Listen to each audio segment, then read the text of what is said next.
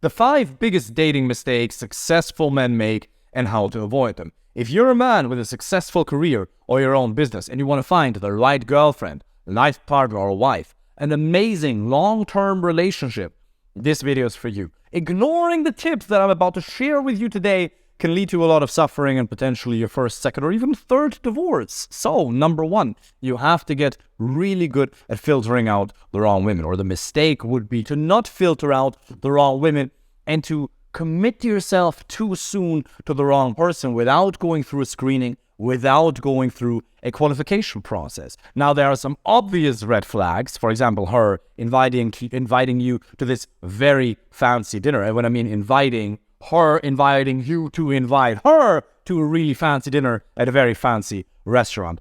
If she expects gifts or a lot of financial investment from you in the beginning, that's a red flag. And it's not even because you can't afford it. Obviously, most likely you can. But the ones who are primarily interested in you for your money, for the financial aspects, for the experiences, for the travel you're able to provide, those are not the ones you want to end up with. In fairness, I don't know, those are less than 5%. Drastically less than 5%. But nonetheless, it's important to filter those out. The stories I've heard, you would not believe. You really have to end up with somebody who's interested in you because of the personality you have. Somebody who genuinely likes the way you look. Somebody who's excited by the quality of your character that you shaped yourself into as a man over many, many years. So there are the obvious red flags that you'll have to learn to spot. But there's some other ones, like a lack of compatibility regarding your values. My ex-wife, I was in a marriage with a woman who wasn't right for me. She wasn't a bad person, I wasn't one either, but our values really weren't aligned. Our personalities really weren't compatible. And when we're talking about compatibility regarding values means the same. You gotta have the same political values. You have to have the same religious values. If you're an atheist, cool, both of you have to be atheists. If you're both conservative, Catholics, for example, if you're Muslim, whatever you are, you have to be the same. If not, you're just introducing a completely unnecessary degree of conflict into the relationship that you otherwise wouldn't have had to have. Me and my ex-wife, we had so many conflicts purely because our values weren't aligned. So that has to be the same.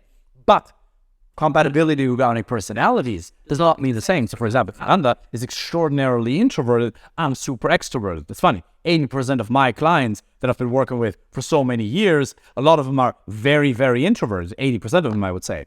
I'm extraordinarily extroverted. So for Ananda being very introverted, I'm very extroverted. That goes hand in hand. Now, does that mean that you as an introverted man cannot be with an introverted woman? Of course you can. But personality compatibility does not mean the same. So you don't have to have the same personalities for you to be compatible, but your values, they do have to be the same. So that's the first step. You have to learn to qualify out the wrong ones. And let me give you a micro example. On a micro level, even when you're talking to somebody at a bar or nightclub, and it's not necessary for you to go to bars and nightclubs at all if you want to find the right girlfriend, life partner, or wife. It's not necessary. It's an amazing, fun place. But you can simply learn to approach women during the day, Starbucks, gyms, shopping malls, or at online dating apps. But if you happen to be speaking to a woman in a bar, one of the biggest mistakes you want to avoid is a 45-minute conversation that goes to nowhere, that ends up with the greatest insult known to man, which is, it was nice to meet you. And then she walks off and starts making out with some other man. Ow, that hurts. I've been there plenty of times. So you'll have to realize, is she actually excited about me, or she's just having a polite conversation? And she isn't doing anything wrong in that case. She's just maybe genuinely just enjoying the validation, the affirmation, or even just the positivity. But you want to understand that there's an opportunity cost to everything. And you spending half an hour with her, well, that could be 3 times 10 minutes you spend talking to other women. So just be very cognizant of who's actually interested in you and start filtering out the wrong ones sooner rather than later. If I had known how to communicate my personality way more authentically and effectively, speaking to my ex-wife the very first time, the relationship would have never happened and years of suffering would have not occurred. Next one, bragging. I know you're proud of your accomplishments, but I can tell you I've had clients who genuinely say things like, oh, I'm in Europe, everything's so cheap. I can get a steak for like $60. And while that may not be a lot to you, saying things like that come across as super try-hard. She realizes that when you're bragging, when you're showing off, you must do so from a place of insecurity. Because if you were actually truly confident, you wouldn't feel the need to brag at all. Because why would you? You would use things like self-deprecation. You would actually downplay. Now, this is not a technique. If she asks you what you do for work, yes, in a playful sentence, you can say, I sell sweet potatoes, and you can go on a story about that, but that's not the point of it. You can use fun and playful self-deprecation once or twice in an intelligent way over the course of the date. But it's also not to say that you shouldn't talk about your achievements at all. So, finishing the first point, do use self-deprecation and downplay what you're doing. It's not a big deal. Don't really want to talk about work too much. This is more about you and me. Remember, the date is more about you and her rather than you showing off what you do for work and nerding out. Again, this would go a little bit too deep for today. It's absolutely fine for you to talk about things you're passionate about. And if work or current work project is something you're passionate about, do talk about it for 5 or 10 minutes, not for half an hour, okay? Now, that being said, use self-deprecation, but then also, point number 3, don't not at all talk about how amazing her life would be if she were to decide to spend it with you. You should let her know the kinds of experiences you're having. You should let her know what kind of a life you've been able to create for yourself because of the man you've shaped yourself into, but not in a braggy way. And that is a very, very subtle art. Apply for a free initial consultation call if you want to learn how to do that in detail. But it's important that you do tell her about experiences. Here's a little tip for you.